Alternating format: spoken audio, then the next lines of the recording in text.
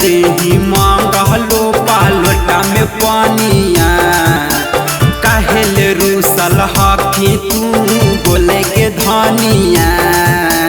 सुना जी मान करो को तोरा दियो गरिया एको गोना लाके दे हलो दामे साड़िया जी मान करो को तोरा दियो गरिया एको गोना लाके दे हलो दामे साड़िया।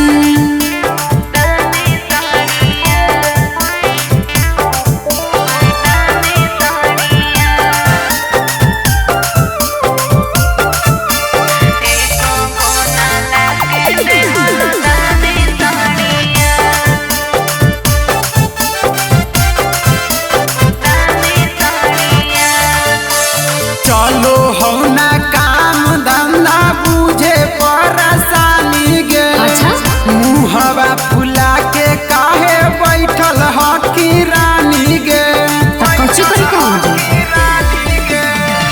हर दम करो सैया के गो बहाना अब दिन लाके देबो कर देबो गन जाना।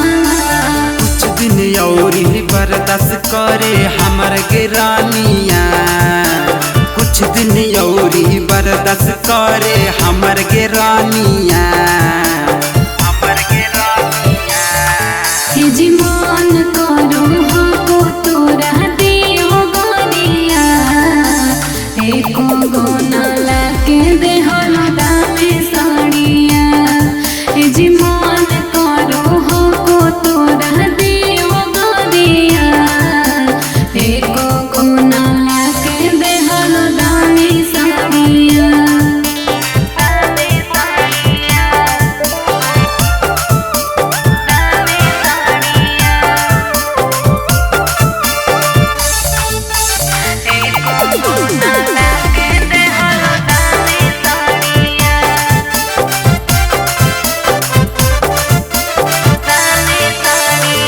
गलबा में हार देबौ कानमा में बाली गे होठा में लगाबेल देबौ धानी होठा लाली गे।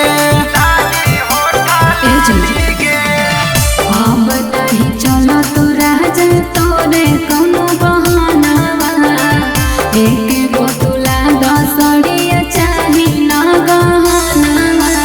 अमर संतोष के धानी तू बुझ परेशानिया राइटर सालेंदारा के बुझ परेशानिया।